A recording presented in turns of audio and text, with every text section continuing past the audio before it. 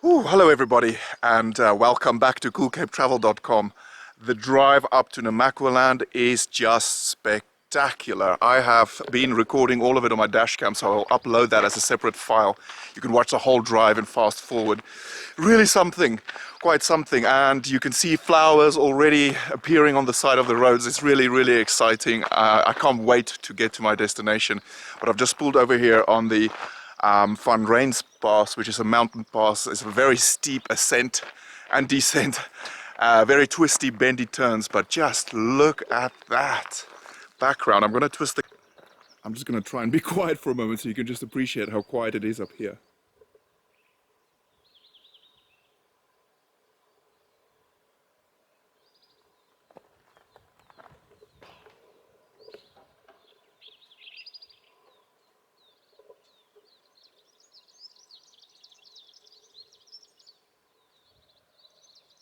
You can really see into forever.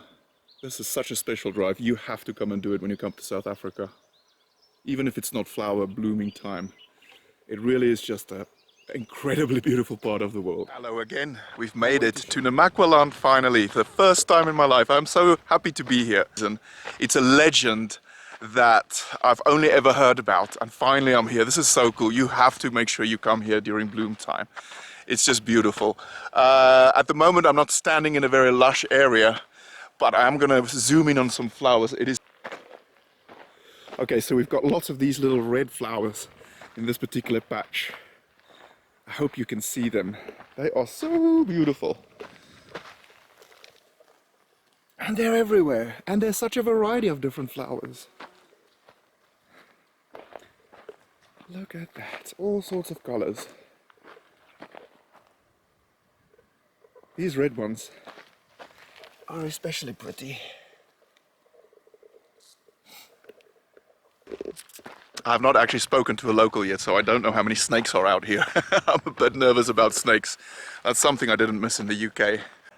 So just to give you an idea of how in the middle of nowhere we are, I just stopped for fuel at the only fuel station here in the town called Newvoetsville, and I was only allowed to purchase about 200 rands worth of petrol. That's about 10 great British pounds, because they don't have much fuel around here. They hope to get some tomorrow. And I was a bit silly, I didn't fill up on the highway at the last big station I was at. So we are now in Newvoetsville, and it is spectacular. Just look at this, just look at this. So this is just in somebody's garden.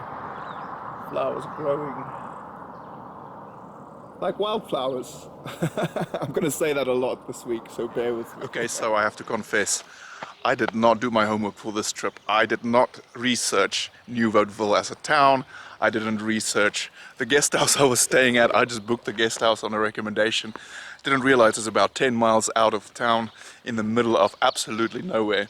And the town itself is a bit of a one-horse town. Very lovely people, very welcoming, but not a lot to go around. I had to dash to find the only grocery store in town which had very little groceries, and I had to just basically get what I could find. So my dinner tonight is going to be a little bit Spartan, but that's okay. That's the price you pay for being unprepared. Although I can't say that I regret being here. It is just magnificent. Just look, everywhere you look is just pretty little flowers. Wow, wow. There's something about the light here up in the Karoo, in the Namaqualand. It's obviously much cleaner than in Cape Town and in any city or urban center. So everything just looks a lot brighter and prettier. And it really is a lovely time of year to be here because it's not scorching hot yet. It's just a perfect temperature. And at night you still need to make a fire to stay warm, I suppose. But wow, it's just beautiful. I am completely taken by all of this.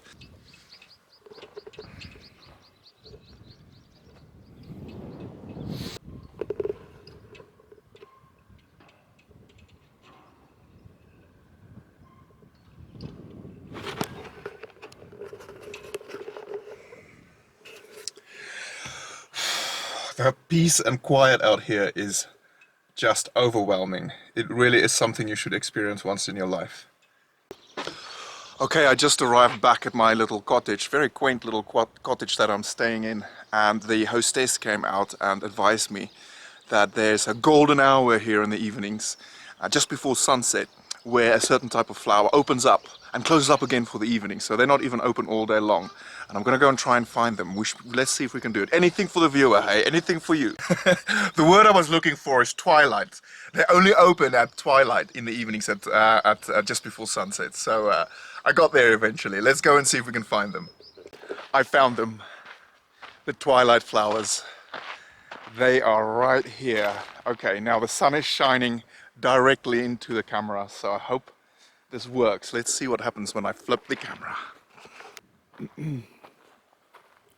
I hope you can catch the magnificent color in front of us right now. It is just something else.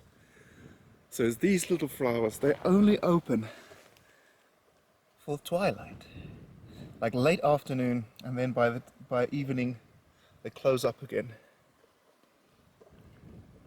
So many pretty little flowers.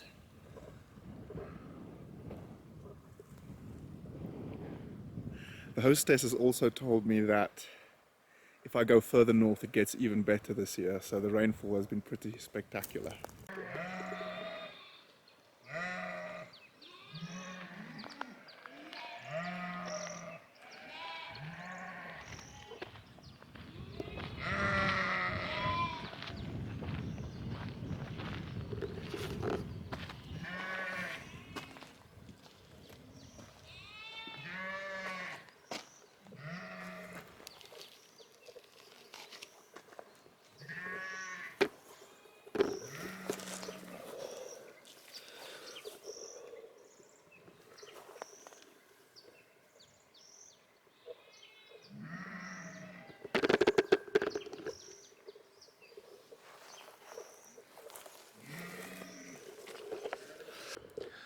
Hiya, so I'm back at the cottage, about to settle in for the evening. It's so lovely. Look, I mean, this is the Karoo. This is normally like basically a desert. It's normally just brown, but look, we've got all these beautiful colors going on. Really something else. But, as you know, I have come unprepared for this trip.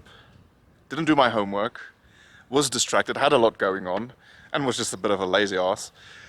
And now I think I'm going to pay the price tonight. My sister just reminded me over the phone that, you know, it is still the middle of the winter here and it's going to get freezing tonight. And I'm like, I don't think I packed enough clothes for that.